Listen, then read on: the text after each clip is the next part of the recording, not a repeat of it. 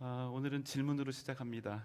제가 지금 하는 이 말이 맞는 말인지 아니면 틀린 말인지 한번 고민해 보시면 좋겠습니다. 예수 믿으면 복 받습니다. 어떻습니까? 이 말 맞습니까? 틀립니까? 예, 맞죠? 예. 그런데 약간의 문제가 있습니다. 예.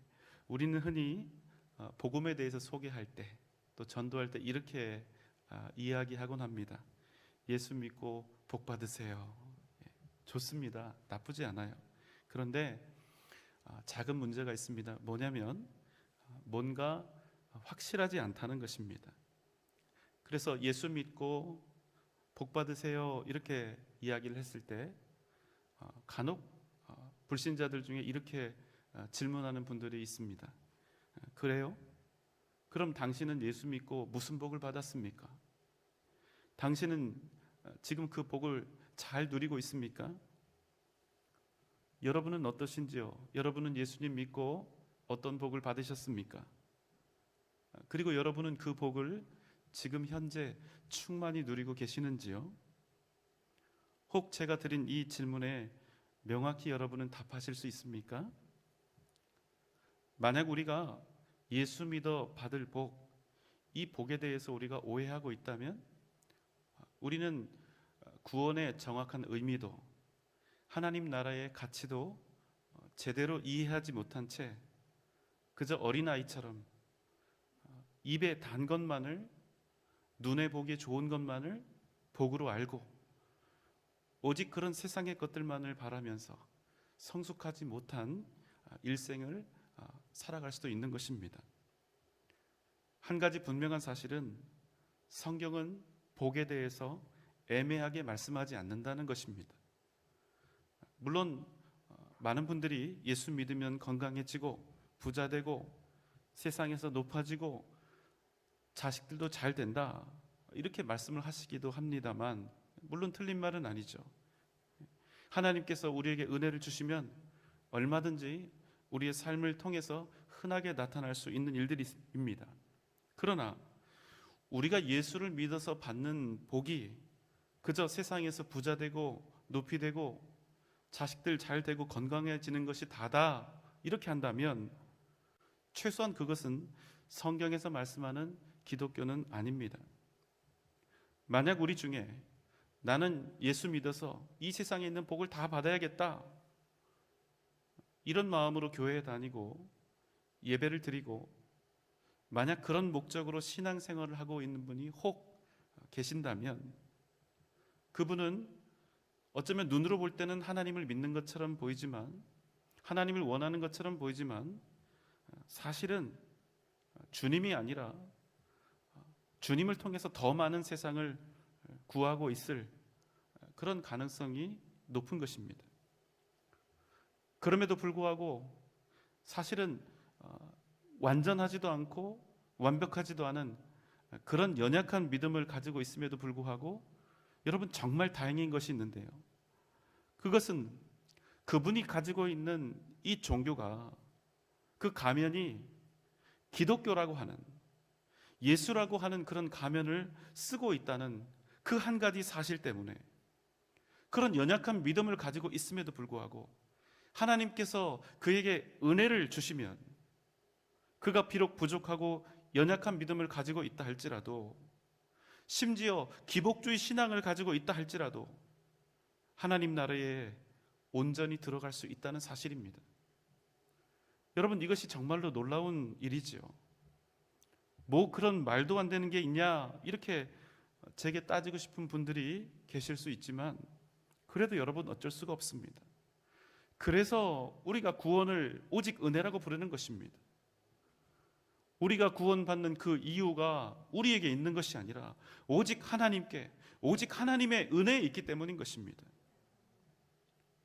그렇지만 우리가 예수 믿어 받을 복, 이 복에 대해서 제대로 알고 있지 않으면 우리는 이 땅을 살아가는 동안 끊임없이 세상 앞에서 흔들리며 내게 주어진 내가 처하게 된 그 상황 속에서 갈등하며 살아갈 수밖에 없기 때문에 우리는 예수 믿어 받는 그 복이 무엇인지에 대해서 잘 이해하고 있어야 하는 것입니다. 그렇다면 여러분, 우리가 예수 그리스도를 믿음으로 받게 될 가장 중요한 복, 가장 핵심적인 복은 무엇일까요? 그것은 우리가 예수 그리스도를 믿음으로 구원을 받는 것입니다. 예수 그리스도를 믿음으로 하나님의 자녀가 되었으며 영원한 하나님의 나라를 소유하게 된 것입니다. 여러분 절대로 잊지 마십시오. 바로 이 복이 예수 그리스도로 말미암아 우리가 얻게 된 가장 중요한 복입니다. 물론 이 외에도 하나님께서 우리 인생 중에 정말로 다양한 복들을 우리에게 주시지만 오직 이 구원의 복만이, 하나님의 나라를 얻은 이 복만이 본질이고 핵심이라는 이 사실을 우리가 놓치면 안 되는 것입니다. 그런데 우리는 어떻습니까? 실상 우리는 보통 복받았다, 내가 복받았다, 혹은 저 사람이 복받았다 이렇게 말할 때 하나님 나라를 그가 혹은 내가 얻은 복에 대해서는 그것이 너무나 당연하다고 생각해서 그런 것인지, 아니면 그 복이 별것이 아니라고 생각해서 그런 것인지, 최고의 복인 하나님 나라를 선물로 받은 것, 구원을 얻은 것, 그 복들은, 가장 중요한 복들은 옆에 제쳐두고 대부분 이 땅에서 얻게 된 소유가 얼마인지, 명예가 얼마나 높은지, 얼마나 건강한지, 얼마나 윤택한 삶을 살아가고 있는지, 이것에 집중해서 우리가 받은 복을 계산하게 된다는 것입니다. 그렇게 여러분, 무엇보다 가장 중요하고 가장 귀한 구원의 복을 이미 받았고 하나님의 나라를 얻었음에도 불구하고 잠시 내게 주어진 이 세상에서의 상황과 환경을 보면서 나는 복받았네, 아니면 나는 박복하네, 이런 잘못된 섣부른 판단을 하게 되는 것입니다. 여러분, 그럼 이게 무슨 의미가 되는 줄 아십니까? 내가 예수 그리스도의 보혈로 십자가로 구원받은 것, 하나님의 자녀가 된 것, 영원한 하나님의 나라를 얻은 것, 그것이 최소한 나한테는 세상의 소유나 상황만큼도 안 된다, 그런 의미가 되는 것입니다. 여러분, 우리가 하나님의 자녀가 되었고 하나님의 그 나라, 그 영원한 나라를 얻게 되었다는 사실, 이 놀라운 복, 무한한 복을 받았다는 사실을 여러분 절대로 잊지 마시기 바랍니다. 이 복보다 더 크고 놀라운 복이 없다는 사실, 이보다 더 무한한 복이 없다는 사실, 영원한 복이 없다는 사실을 우리가 정말로 깨닫지 못하면 우리는 날마다 어쩔 수 없이 세상의 것들에 좌지우지 될 수밖에 없는 것입니다. 이 복을 제대로 우리가 알고 있어야 우리가 세상의 것들에 속지 않습니다. 그래야 단지 우리에게 닥쳐온 상황들, 그 파편적인 상황과 기준 때문에 무한한 복을 이미 소유한 우리의 복된 인생을 좀먹지 않게 된다는 것입니다. 저는 목사로서 우리 성도님들이 날마다 평안하고 형통하고 부족할 것이 없으며 풍성한 삶을 사시면 좋겠습니다. 아프지도 않고 다치지도 않고 날마다 다 건강하시면 좋겠습니다. 그래서 우리 성도님들의 마음에 내 인생은 왜 이 모양이냐고 이런 생각이 단 한순간도 들지 않으면 좋겠습니다. 그러나 여러분, 그럼에도 진정한 복은 그저 우리의 인생이 형통하고 부유하고 무탈한 데서 오는 것이 아니라는 사실입니다. 진정한 복은 영원한 하나님의 나라를 이미 우리가 소유하고 있다는 사실을 기억하며 내가 살아가고 있는 이 세상, 우리 각자의 삶 속에서 하나님의 나라를 온전히 이루어가는 것, 그것이 우리에게 진정한 복이 된다는 사실입니다. 오늘 우리가 함께 나눌 말씀은 우리가 이미 얻은 그 가장 위대한 복, 하나님의 나라를 이 땅에서 얻고 소유하고 이루어가는 그 방법에 대한 말씀을 함께 나누려고 합니다.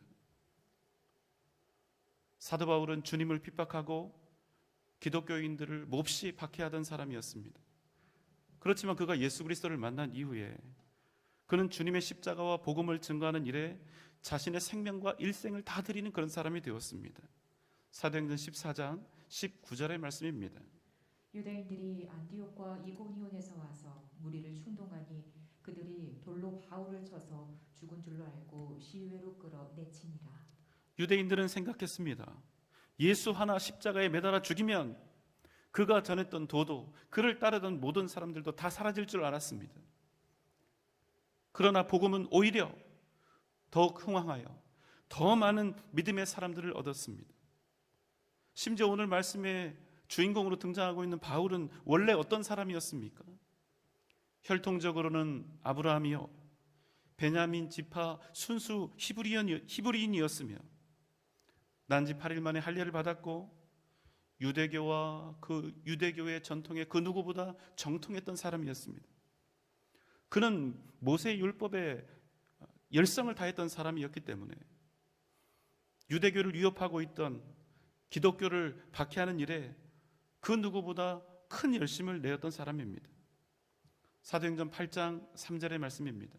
사울이 교회를 잔멸할새 각 집에 들어가 남녀를 끌어다가 옥에 넘기니라.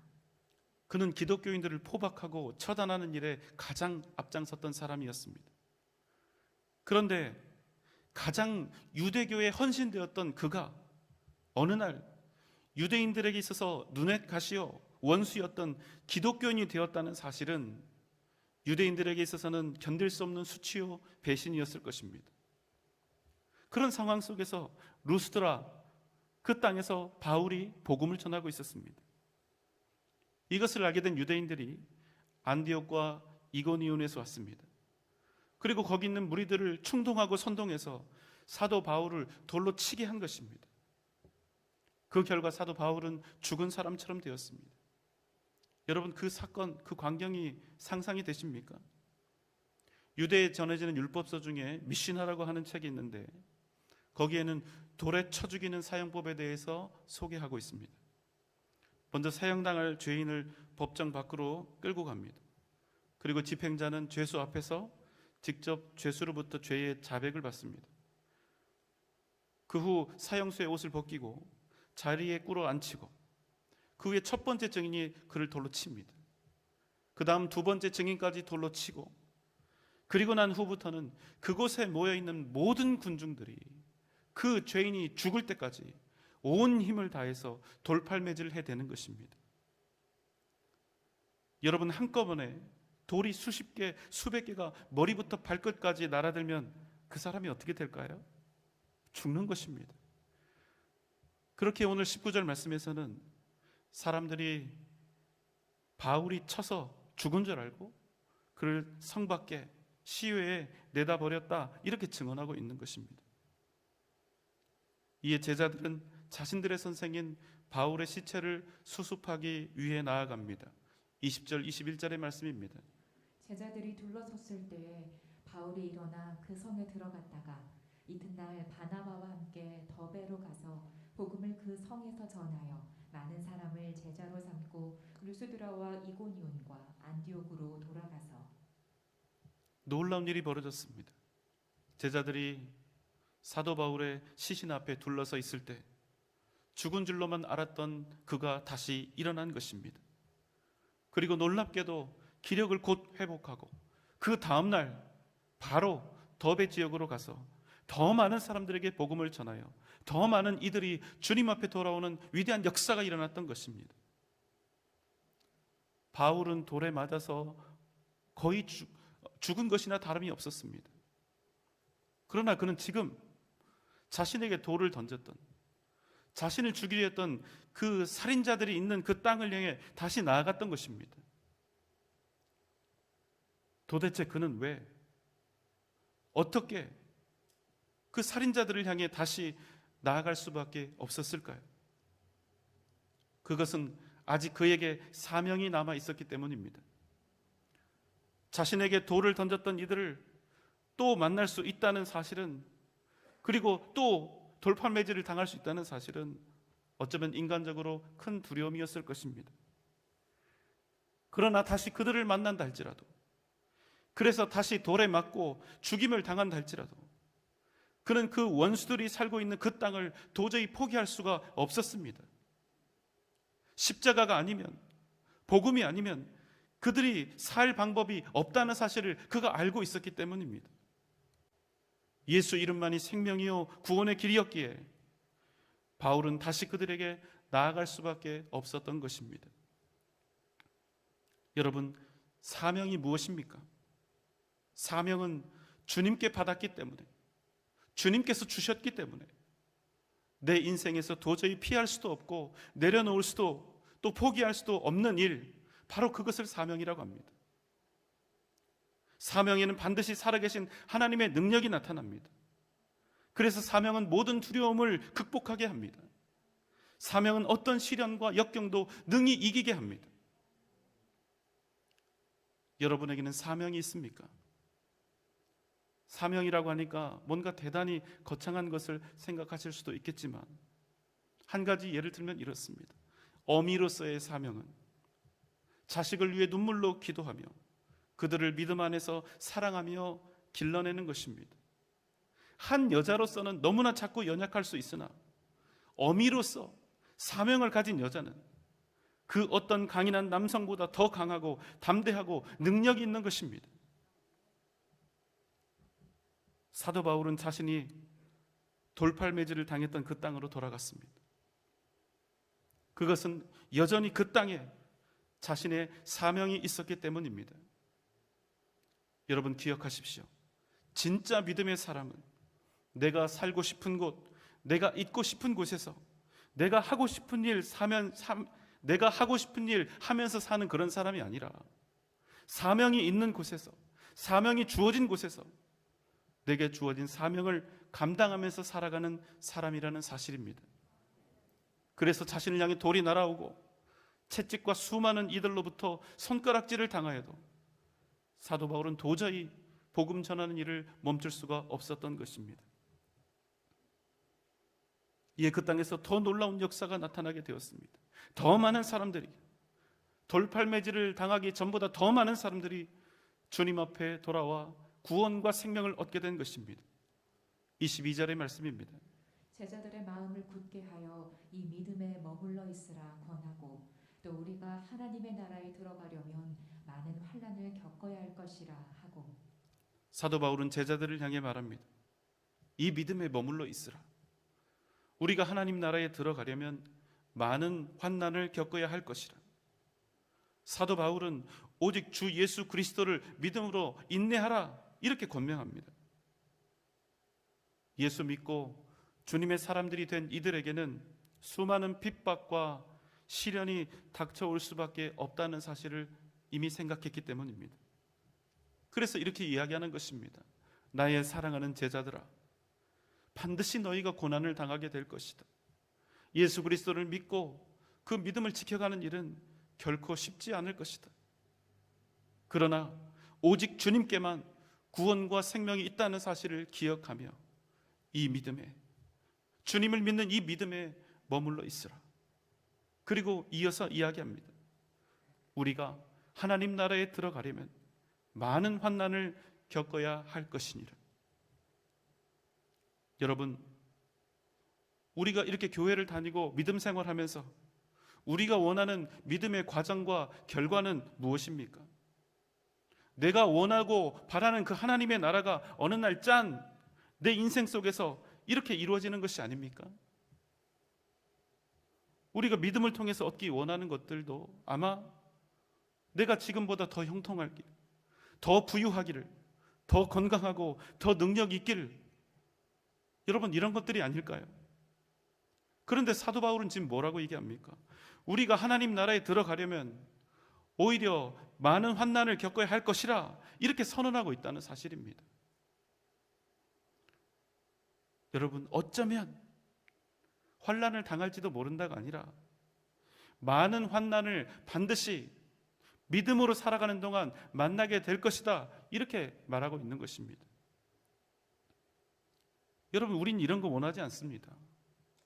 우리가 원하는 것과 전혀 다른 예상 밖의 외침을 지금 사도 바울이 하고 있는 것입니다.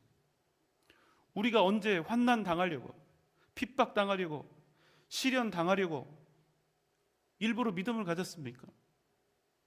그런 일 당하려고 믿음 갖는 사람이 어디 있습니까? 이러한 과정들은 우리가 전혀 바라는 바가 아니죠. 우리는 오직 형통의 과정과 형통의 길을 지나서 하나님 나라에 들어가기를 원합니다. 우리는 부유한 길을 통과해서 그 누구의 핍박이나 환난 없이 아무런 문제도 없는 삶을 통과해서 구원받고 하나님 나라에 들어가기를 원하는 것입니다. 그런데 여러분, 어떤 사람이 천국에 들어갈 수 있습니까? 죄인들이 천국에 들어갈 수 있습니까? 그저 말씀대로 살아가는 척, 잘 믿는 척 하면 천국에 들어갈 수 있을까요? 세상에서 구할 것 다 구하고 얻고 싶은 것 다 얻고 바랄 것 다 바란 후에야 내가 믿음의 길을 한번 걸어가 보겠노라 하는 이런 사람이 과연 천국을 제대로 얻을 수 있겠습니까? 베드로서 3장 14절의 말씀입니다. 그러므로 사랑하는 자들아 너희가 이것을 바라보나니 주 앞에서 점도 없고 흠도 없이 평강 가운데서 나타나기를 힘쓰라. 주님 앞에서 흠도 없고 점도 없는 자들이 들어갈 수 있는 나라가 바로 하나님의 나라라는 것입니다. 그럼 우리가 어떻게 살아야 합니까? 점도 없고 흠도 없을 만큼 거룩하게 살아야 하는 것입니다. 그런데 여러분, 무엇이 문제입니까? 디모데후서 3장 12절의 말씀입니다. 무릇 그리스도 예수 안에서 경건하게 살고자 하는 자는 박해를 받으리라. 그리스도 안에서 누구든지 그 뜻에 따라 거룩한 삶을 살고자 한다면 그 사람은 반드시 박해를 받게 된다는 것입니다. 그래서 여러분, 오직 주님을 위해서 살았던 사도 바울, 거룩한 삶을 십자가와 복음을 위해서 살았던 사도 바울이 받게 된 것이 무엇이었습니까? 고린도서 11장 24절로 27절의 말씀입니다. 유대인들에게 40에서 하나 감한 매를 5번 맞았으며 3번 태장으로 맞고 1번 돌로 맞고 3번 파선하고 일주야를 깊은 바다에서 지냈으며 여러 번 여행하면서 강의 위험과 강도의 위험과 동족의 위험과 이방인의 위험과 시내의 위험과 광야의 위험과 바다의 위험과 거짓 형제 중에 위험을 당하고 또 수고하며 애쓰고 여러 번 자지 못하고 줄이며 목마르고 여러 번 굶고 춥고 헐벗었노라. 그가 주님만 온전히 구하며 믿음으로 살아간 그 덕에 죽을 고비를 아주 여러 번 넘긴 것입니다. 이 사도 바울이 이야기합니다. 하나님 나라에 들어가려면 우리가 많은 환난을 겪어야 할 것이라. 무슨 말씀입니까? 우리가 믿음으로 주님을 구하면 우리가 만나는 환난이 우리를 결단코 넘어지게 하거나 죽이는 도구가 되지 못하고 오히려 우리를 천국으로 데려다 준다는 것입니다. 환난이 복이 된다니 여러분, 놀라운 일이 아닙니까? 그런데 그 전제가 있습니다. 그 전제가 무엇입니까? 어떤 상황 속에서도 우리가 믿음 안에 머물러 있어야 한다는 것입니다. 우리가 믿음 안에 머물러 있으면 우리에게 닥쳐온 환난이 오히려 우리를 하나님의 나라로 구원의 길로 인도해 간다는 것입니다. 여기서 중요한 것이 무엇입니까? 우리가 주님을 구하며 살면 우리에게 닥쳐온 환난이 더 이상 환난이 아니라 하늘의 복으로 바뀌게 된다는 사실입니다. 만약 환난이 우리가 천국을 향해 나아가는 이 일생에 있어서 열쇠요, 구원이라면, 조건이라면 환난은 우리에게 그저 지독한 시련이 아니라 축복이요, 능력이 된다는 사실입니다. 우리는 그저 편하게 살고 풍요롭게 살고 형통하게 살다가 하나님 나라에 들어가는 것을 최고의 복이라 여기며 살아갑니다. 그러나 만약 우리가 정말 믿음으로 살아가려 한다면 우리는 우리의 일생에서 결단코 우리에게 닥쳐오는 환난을 피할 길이 없습니다. 최대한 고난을 피하고 어려움을 피하고 최선을 다해 고생하지 않기 위한 삶을 살면서 진정 하나님의 나라를 누릴 수 없다는 사실입니다. 왜 그렇습니까? 하나님의 나라를 진정 경험하고 만나고 누리기 위한 가장 중요한 전제 조건은 바로 주님께서 걸어가신 그 십자가의 길을 주님과 함께 걸어가는 것이기 때문입니다. 고난을 피하는 삶이 아니라 주님을 위해, 복음을 위해서 늠름하고 담대하게 환난을 감당하는 삶, 그 삶이 진정 복된 삶이요, 하나님의 나라를 향해 걸어가는 가장 위대한 길이 된다는 사실입니다. 로마서 8장 16절로 18절의 말씀입니다. 성령이 친히 우리의 영과 더불어 우리가 하나님의 자녀인 것을 증언하시나니 자녀이면 또한 상속자 곧 하나님의 상속자요 그리스도와 함께한 상속자니 우리가 그와 함께 영광을 받기 위하여 고난도 함께 받아야 할 것이니라. 생각하건대 현재의 고난은 장차 우리에게 나타날 영광과 비교할 수 없도다. 아멘. 여러분 잊지 마십시오. 현재 우리가 당하는 고난은 장차 우리에게 나타날 영광과 좋게 결단코 비교할 수 없다는 사실입니다. 우리 인생의 환난과 시련은 반드시 닥쳐옵니다. 아픔과 고통도 피할 길이 없습니다. 그렇지만 여러분 기억하십시오. 만약 그럼에도 불구하고 우리가 오직 믿음으로 주님과 함께 고난받기를 원한다면, 우리가 그 고난 속에서도 변함없이 주님을 구하며 산다면 그 고난은 영광이 되고 능력이 된다는 사실입니다. 우리에게 닥쳐오는 시련과 고난은 여러 가지 모양일 수 있습니다. 그러나 그 어떤 환난이라 할지라도 만약 우리가 그 시련과 환난을 예수의 이름 의지하며 인내하고 있다면, 아무리 모진 고난이라 할지라도 우리에게 하나님 나라에 들어가는 활짝 열린 문으로 그 모든 환난들이 바뀌어 버린다는 사실입니다.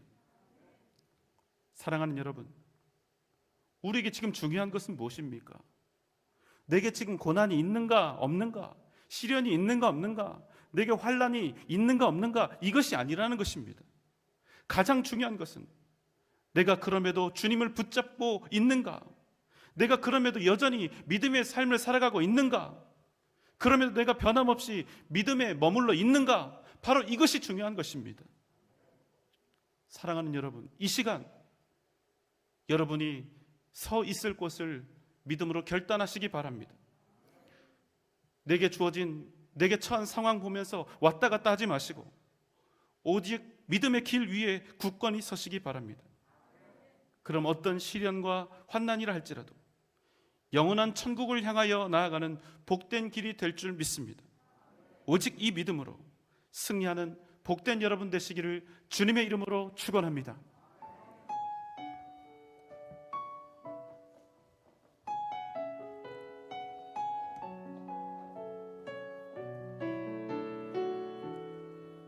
주님 찬양합니다.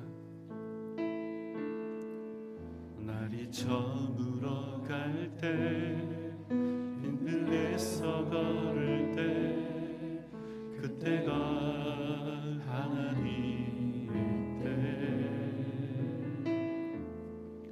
내 힘으로 안 될 때, 빈손으로 걸을 때, 내가 고백해 여호와 주가 일하시네, 주가 일하시네, 주가 일하시네, 주께 아끼지 않는 자에게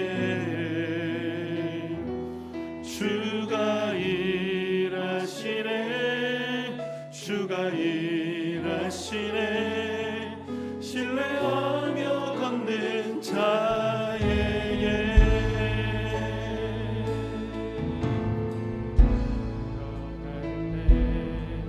주님 함께 계시네, 누리네 아버지 은혜, 적은 떡과 물고기 내 모든 걸 드릴 때 모두 고백해 여호와 이름. 주가 일하시네, 주가 일하시네, 주가 일하시네, 주께 아끼지 않는 자에게 주가 일하시네,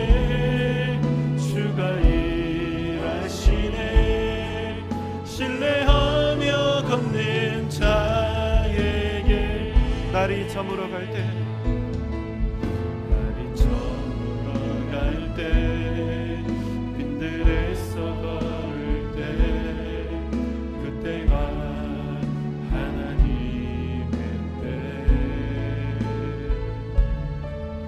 내 힘으로 안 될 때, 빈손으로 걸을 때, 내가 고백해 여호와 이름.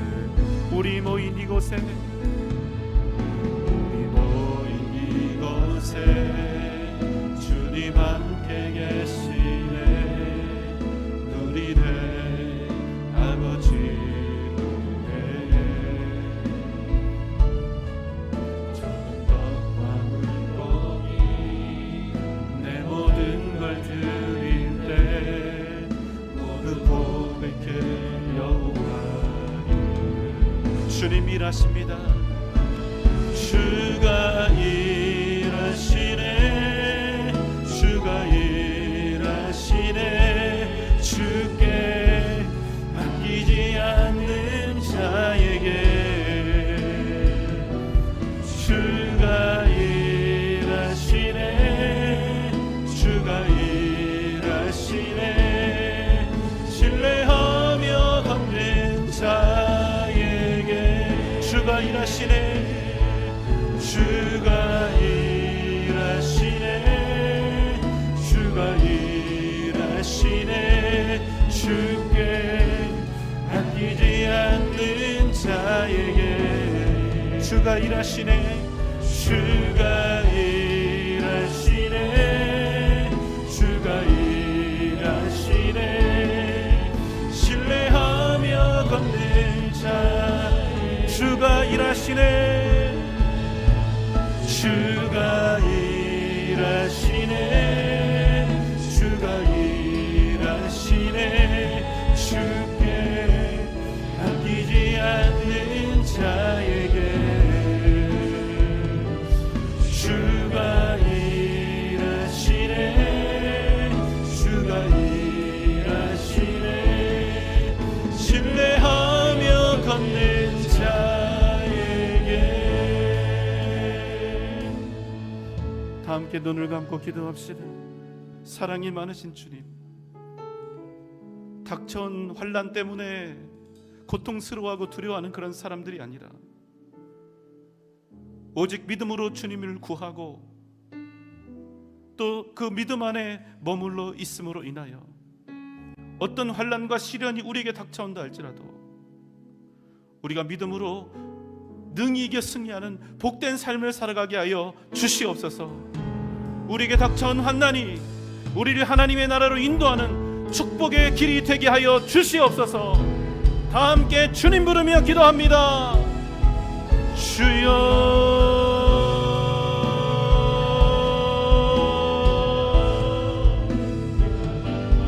아버지 주님 아버지 주여 함께하여 주시옵소서. 주님 함께하여 주시옵소서. 주님 도와주옵소서. 주님 도와주옵소서. 주님 역사하여 주옵소서. 주님 도와주옵소서. 주님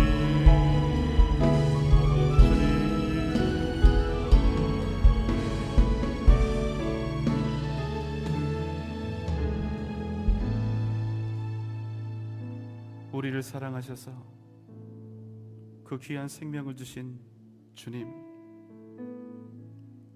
우리가 이 땅 살아가는 동안 어떤 시련과 역경을 만난다 할지라도 변함없이 우리의 믿음이 주 앞에 머물러 있기를 원합니다. 믿음으로 온전히 주님만을 구하며 나아가게 하여 주심으로 어떤 환난과 시련이 우리 앞에 있다 할지라도 우리가 그 모든 고난을 통하여 더욱더 위대한 하나님의 나라 그 축복의 길을 걸어가게 하여 주옵소서. 오직 믿음으로 승리하는 우리 복된 성도들 다 되게 하여 주옵소서. 이제는 우리를 죄와 사망의 권세에서 구원하신 우리 주님 예수 그리스도의 크신 은혜와 하나님의 무한하신 사랑하심과 성령님의 감화 감동 역사하심이 오직 믿음으로 하나님의 나라를 그 삶 속에서 이루어갈 것을 주 앞에 다짐하며 결단하는 우리 전주영생교회 모든 성도들의 머리 위에 이 시간 함께 더불어 주 앞에 예배한 모든 주의 권속들 위에 각 가정과 자녀들과 직장과 기업 위에 사랑하는 우리 교회와 한국 교회의 미래 위에 이 나라 이 민족 세계 선교 위에 지금부터 영원토록 함께 계실지어다. 아멘.